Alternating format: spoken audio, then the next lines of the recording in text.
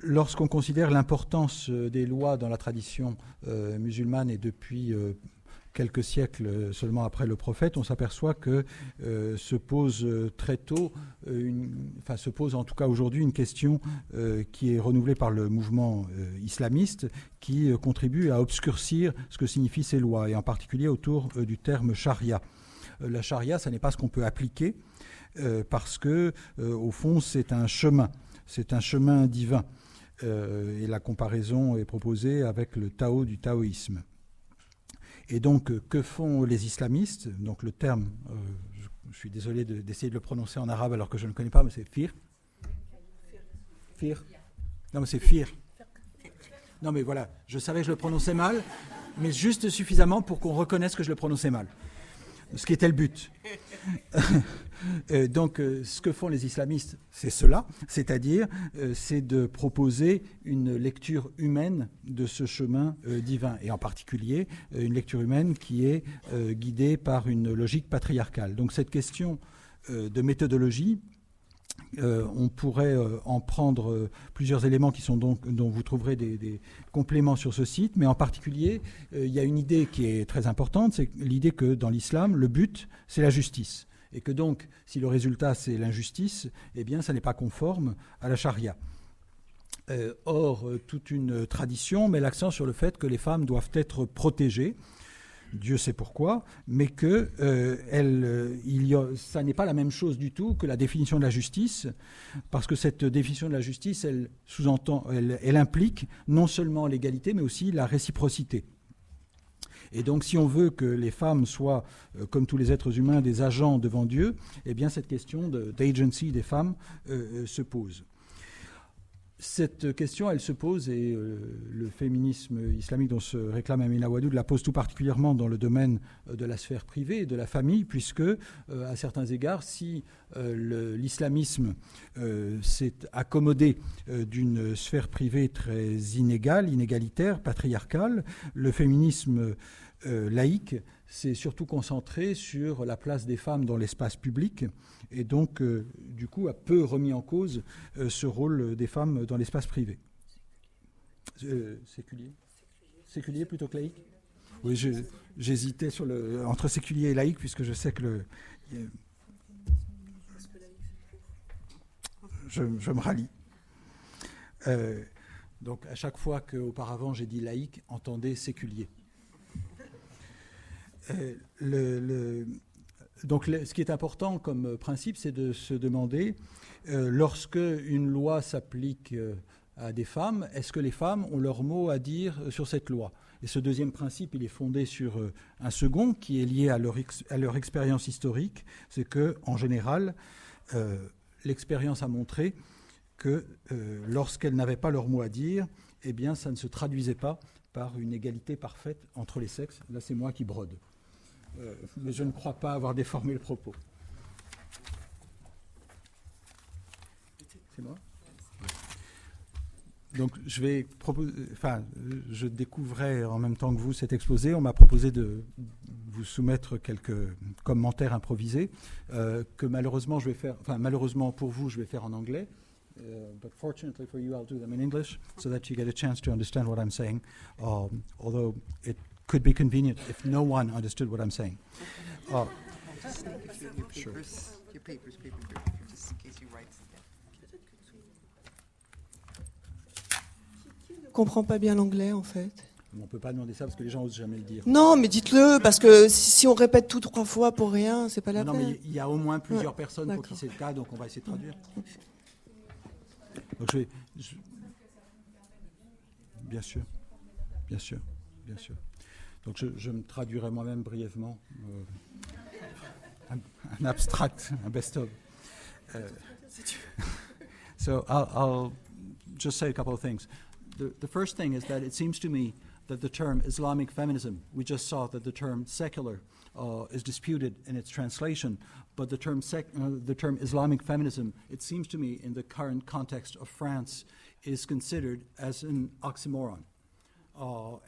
Usually, basically, if you say that, the phrase that has been used for people who are willing to engage in this conversation. I'm not even mentioning Islamic feminists, but I would say people who are willing to sit at this table and have this conversation would be considered idiots utiles. And this is how I, among others, have been described. That is, the people who basically are naive and who do not understand what is going on, and that in fact you think you're just being open by having this discussion, but in fact you're just a tool in a manipulation. It may be obvious, but I just thought that it's worth mentioning this because I think it's one of the contexts under which we operate for this very conversation. That is the question, for example, of how others will talk about what has been said tonight, I think may also be relevant to bear in mind. So my only point of elaboration will not be political, or at least not explicitly political. I think the political consequences will appear, but I think I will try to share in your posture, which has been epistemological. And it seems to me I have basically no knowledge of Islam, as may have been obvious in my work as a translator, but I have some interest in how sexual issues have today more and more been defined simultaneously through the confrontation with religions in general, not just Islam. And in particular, this is true of Christianity, and I have paid some attention to that. In particular, I have developed a perverse interest in Vatican theology, which accounts for my presence here, I think. The reason why I think there's an issue today, and not just today, but I mean these days, of the confrontation between sexuality, gender, and religion has to do with the fact that the very notion of democracy, I think today, is defined in large part in sexual terms. As you said, when the U.S. went to invade Afghanistan and Iraq, one of the justifications was democracy, the other was women's rights, but in fact the two could easily merge. The idea that in fact the ultimate test of democracy today is women's rights, and occasionally again, lesbian rights, I think has become part and parcel of our discussions. Now, it seems to me that this is the historical context under which we operate. That is, sexual issues have become the litmus test of democracy on all sides. It's the battleground where much of democratic battles are waged. Now, what I would like to suggest is that it may seem strange that someone who claims to be a sociologist would be discussing having this conversation with someone who's speaking, I think, as a theologian, as someone who's thinking not in terms of the social sciences. It seems to me that it raises a question that is common to theologians and to social scientists, which is the question of truth. The status of truth in democratic societies, I think, is an issue that both social scientists and theologians are confronted with.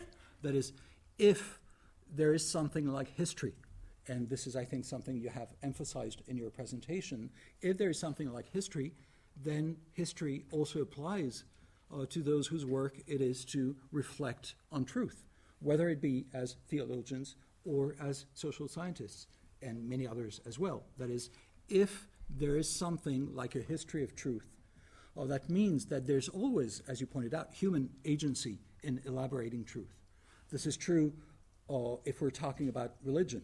That is, what Islam means cannot be completely dissociated historically from the way human beings have invested Islam with certain meanings. But this is true also of sociology or anthropology. That is, basically, it's not as if sociology or anthropology had been completely feminist or open to these discussions from the start. I mean, Durkheim is not exactly a feminist. So it seems to me that it's worth bearing in mind that this is not just a problem for religions, it's a problem for any discourse about truth. And it seems to me that this is a common ground. It does not mean that we would come up with the same answers, that's another problem, but I think we're all confronted with the fact that truth is not considered, as it may have been in the past, as something that is given once and for all. And so the work of interpretation is something that theologians do. But I think there's more than that. There's the fact that you're emphasizing not just that theologians do interpretation, but that the work of feminist or women theologians is to make visible this work of interpretation. And this is in a context in which there would be a fundamentalist vision which leaves out the historical work of interpretation. Now, this is not so bizarre for someone who's not interested in Islam or who's not interested in religion, because these are some of the discussions that we have in sociology and anthropology. If you think of the debate in France at the time of the Pax, the same-sex status, many people invoked truths that were supposed to be universal, that were supposed to be outside of history, and that were supposed to define once and for all what is a couple, what is a family, etc., etc. And very often it was in the name of anthropology or of psychoanalysis, not so much actually in the name of religion very often. So it seems to me that whereas, of course, I have good reason to believe, and I'm paid to believe, that there's a difference between the work of theologians and that of sociologists and anthropologists, otherwise I wouldn't be here, I think that at the same time it's important to see that we operate in the same historical context. And that historical context is one in which we cannot abstract what we say from the fact that we're speaking within history and not above history, not outside history. We're all caught within history. And this, for me, is how I understand the democratic context, which is shared by all. It is that truths are not given once and for all, and that they're at stake in our battles, and that, therefore, we have agency. And you said that about women. I think it's true of all groups, and I assume that you would agree with that. But it's important, of course, to specify it in the case of women. But it's also true within the social sciences. That is basically how we define what is a legitimate question, how questions are approached, including by introducing feminist points of view within the social sciences. I mean, these are similar battles with different results. I'm afraid that I would not have much to say personally within the social sciences of something like Sharia, but I think the historical context within which you have presented your reflections is very much our common context. I'll say trois phrases en français to summarize. Okay. Pardon d'avoir été long. Je résume très brièvement ce que j'ai proposé. Je suggérais qu'il y a premièrement un contexte politique dans lequel est posée la question d'aujourd'hui, qui est celui d'une suspicion généralisée à l'encontre du féminisme islamique, qui est considéré comme une alliance de mots, comme un oxymore par beaucoup, et que ça veut dire que ceux qui accepteraient, comme c'est notre cas ce soir, ou comme en tout cas c'est mon cas, alors même qu'on ne prétend pas être un spécialiste de l'islam, d'entrer dans cette discussion, peuvent apparaître à beaucoup comme les idiots utiles d'une manipulation, c'est-à-dire au fond d'accréditer l'idée qu'il n'y aurait pas de problème. Mais je ne vais pas me placer dans ce contexte politique, mais essayer de suivre l'exemple qui nous a été donné par Amina Wadud, qui était de partir de la question épistémologique, même si elle a des conséquences politiques évidentes. Et cette question épistémologique, c'est, me semble-t-il, le fait que, premièrement, nous posons les questions aujourd'hui qui touchent au genre et à la sexualité dans un contexte qui est un contexte où les questions sexuelles sont devenues un test par excellence pour la démocratie, c'est-à-dire qu'on est constamment sommé de savoir si on est conforme aux exigences démocratiques en matière de sexualité et de genre, premièrement. Mais deuxièmement aussi, il me semble que ce contexte démocratique dans lequel nous opérons, c'est celui qui est commun aux réflexions des théologiens, en l'occurrence des théologiennes, et de celles et ceux qui travaillent dans le monde des sciences sociales. Le point commun, c'est le fait que nos métiers respectifs ont à voir avec la vérité et avec la production de la vérité. Mais qu'en même temps, dès lors que nous essayons de prendre au sérieux le contexte historique dans lequel nous vivons, eh bien, nous sommes amenés à penser que la production de la vérité, elle est quand même historique. C'est vrai pour la théologie, c'est ce qui nous était rappelé, mais c'est vrai aussi pour les sciences sociales. Et à l'inverse, on est confronté en théologie à des logiques fondamentalistes qui refusent cette historicisation, mais dans le monde des sciences sociales, ça n'est pas absent. Par exemple, les controverses sur le Pax ont fait entendre, du côté de l'anthropologie, de la sociologie, de la psychanalyse, des arguments qui prétendaient parler au nom de vérités intemporelles qui échapperaient à l'histoire. Donc de ce point de vue-là, si nous avons un contexte commun, au-delà de différence de métier, si je puis dire, et par exemple le fait que je n'ai rien de particulier d'un point de vue de sociologue à dire sur la charia, eh bien, il me semble que ce que nous avons en commun, c'est le fait d'être confrontés à cette historicisation de la vérité. Sorry for the big laugh. Yeah, no, that's good. I'm glad you can translate yourself. Otherwise, I'd have to do it. I want to start with the understanding that Islamic feminism is an oxymoron. It's very interesting because it is based on an uninterrogated idea of what feminism is. And therefore, it subjects feminism to only certain aspects of its own experience and articulation, and locates it outside of the world of all the world's women. It locates it outside of the realities of all the world's women.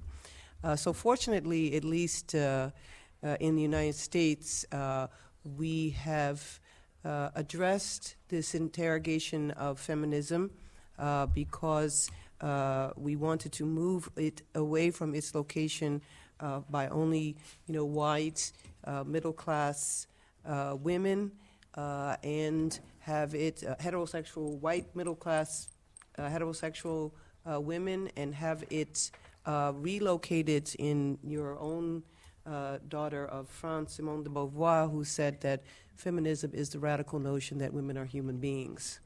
But even once you say that, as I tried to imply in my comments before, you then have to interrogate how do we develop the notion of human beings.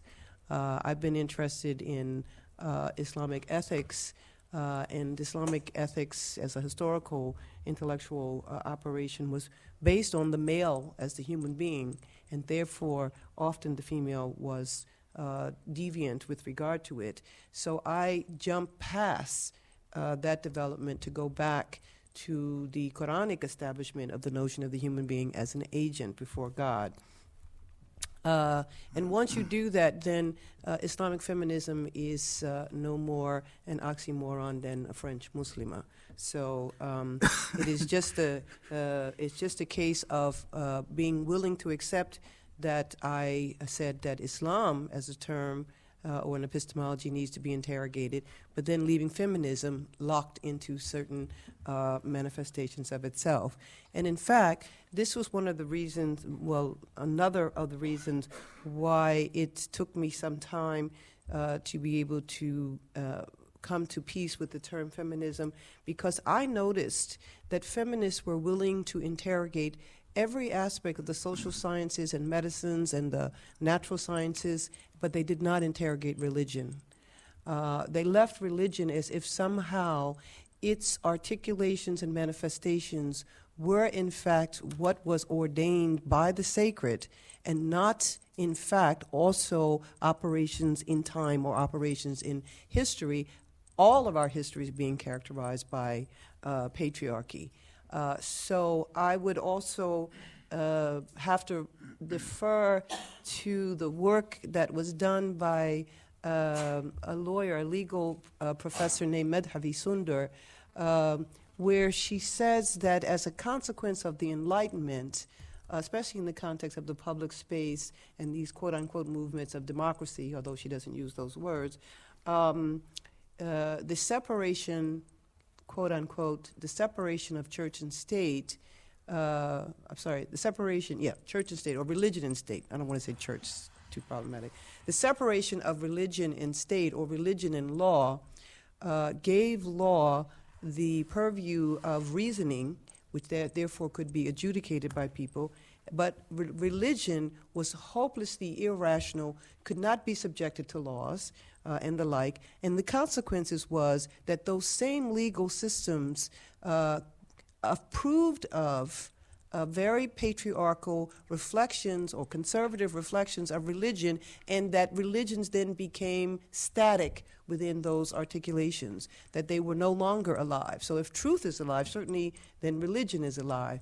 But because of what happened around the time of the Enlightenment, when religion was relegated to the personal, the emotional, the irrational, and therefore not subject sometimes to the same rules as the other aspects of civil society, religions tended not to grow, and not to reflect the diversity of the persons who inhabit those religions. So one of the reasons why I became familiar with her work is because she did research on my theology, as well as the organizations like Sisters in Islam, that basically said religion is what the people live. We are the people.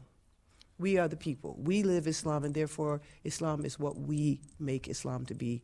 And that this notion that not only do we make Islam because we are living it, which of course is open for anyone who wants to be able to live it, and not just women, but because we make Islam as we live it, then you cannot subject us to any one interpretation of Islam and then say that that interpretation is without question.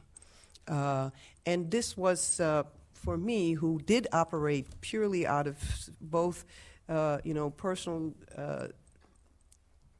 motivations and intellectual theological interests. For me, this was the beginning of turning around the participation in the defining of Islam to also the challenge of certain systems and structures that have been established in the name of Islam, which were clearly unequal. It was now made to me much more coherent mandate.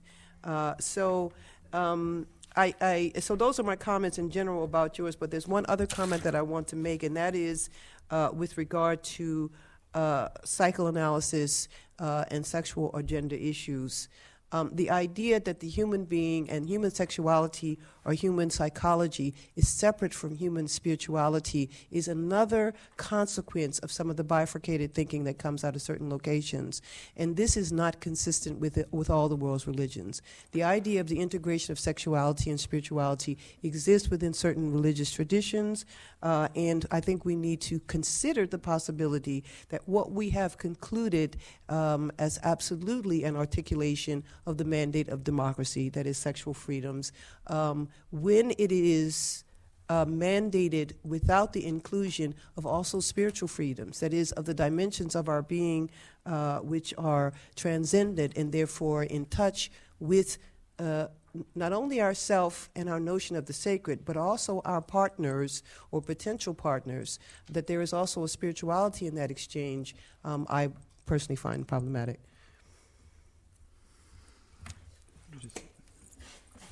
Je traduis très rapidement. Repartant de l'idée d'un oxymore que constituerait le féminisme islamique, la question qui se pose, c'est que, en fait, cet oxymore, il suppose qu'on se place en dehors de l'expérience réelle de la plupart des femmes dans le monde. Et justement, si on veut repartir de cette idée de femmes qui sont des agents devant Dieu, c'est bien ça qu'il faut reprendre en compte. La difficulté qu'a rencontrée Amina Wadud et qui l'a amenée pendant longtemps à être réticente à l'encontre du féminisme, c'est que le féminisme, justement, était prêt à interroger toutes sortes de choses, telles que la science, mais pas la religion. Et donc cette réconciliation avec le terme de féminisme, eh bien ça passe par là, c'est-à-dire par la prise en compte de la religion, mais ça amène à réfléchir à ce qui s'est passé depuis les Lumières, et en particulier le fait que la religion a été renvoyée comme l'autre des Lumières, c'est-à-dire ce qui était du côté de l'irrationalité et non pas du côté de la vérité.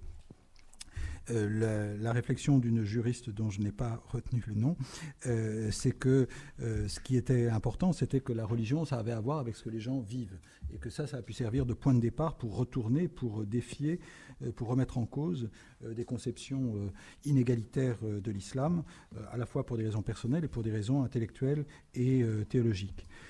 Dernier point sur la psychanalyse, de fait, l'idée que la sexualité et la spiritualité existeraient sur des planètes séparées, c'est une des choses, me semble-t-il, que vous remettez en cause, ce qui pourrait nous amener à discuter, et avec l'idée que si on veut parler de liberté sexuelle, eh bien, il faut penser aussi à la dimension spirituelle de cette liberté. Alors, on va peut-être passer la parole, faire tous les trois quelques petits commentaires et questions, et ensuite prendre des questions de la salle, parce qu'il est déjà tard, en fait. Donc, Florence, Ludovic, puis moi. Mais juste un mot, hein, ce serait peut-être pour replacer un petit peu ce qui a été dit dans le contexte des séminaires. Moi, ce que je trouve très très intéressant dans cette perspective rapportée par Amina Wadud, c'est que finalement le féminisme... Oui, mais... voilà, c'est que finalement le féminisme islamique paraît être un prétexte à un discours réformiste très contestataire et très aussi inclusif à la fois, qui permet en fait de repenser le rapport entre la Oumma et les minorités. Et finalement, ça va beaucoup plus loin que les tentatives qu'on peut voir ici et là en France de construire une espèce de fiqh des minorités sans finalement le bagage intellectuel et la méthode épistémologique sur lesquels réfléchissent donc ce courant. Elle n'en a pas parlé, Amina, mais elle fait partie du courant ce qu'ils appellent donc les musulmans inclusifs. Et donc je me demandais finalement si le féminisme islamique, c'était pas en train de mobiliser une base sociale sur de gens qui voudraient réfléchir un petit peu plus loin et qui finalement pourraient développer un bagage intellectuel réellement pour aborder le texte religieux différemment. Donc la portée d'un discours bien plus large que les seuls droits des femmes. Donc, ce qui m'amène à parler de la question des minorités sexuelles, puisque Amina a été assez rapidement, je pense, interpellée par les gays musulmans, les mouvements d'homosexuels musulmans dans le monde arabe, mais aussi maintenant en Europe, puisque HM2F, par exemple, je crois, développe toute une réflexion justement sur comment adapter cette méthodologie aux droits des gays et lesbiennes musulmans. Alors, très rapidement, oui, ce qui nous intéressait quand on a pensé à convier Amina Wadud à la conférence Calem de cette année,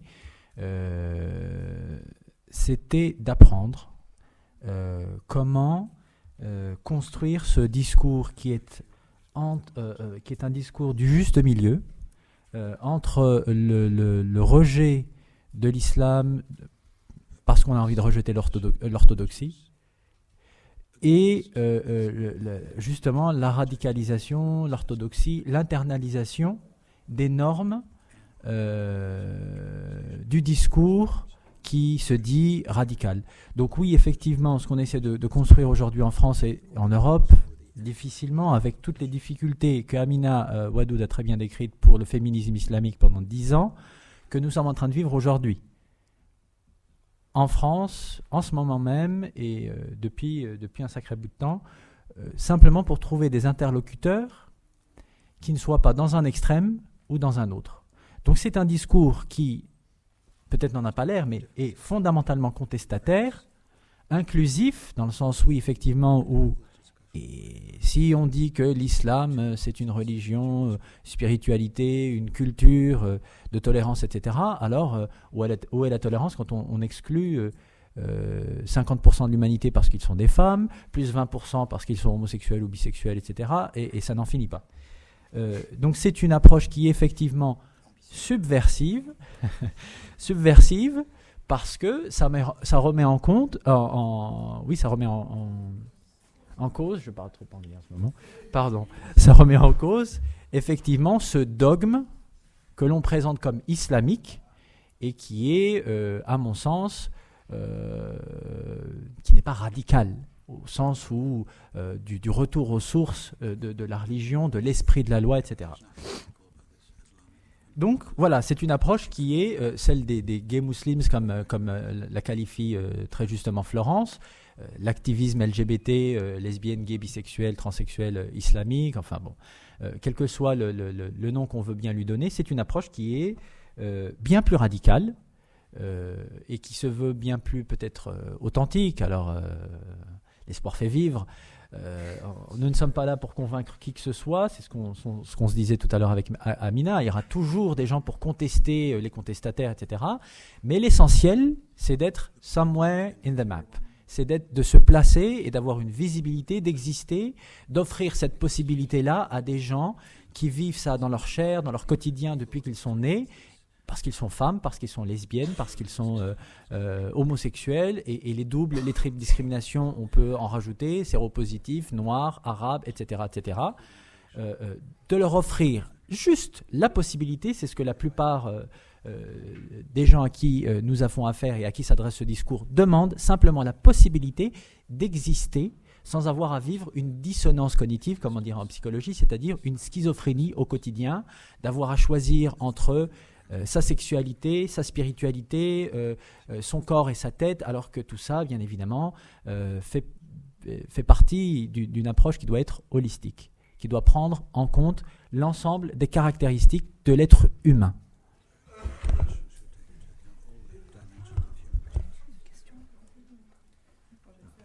Juste quelques commentaires, donc, et ensuite on vous passera la parole pour que vous puissiez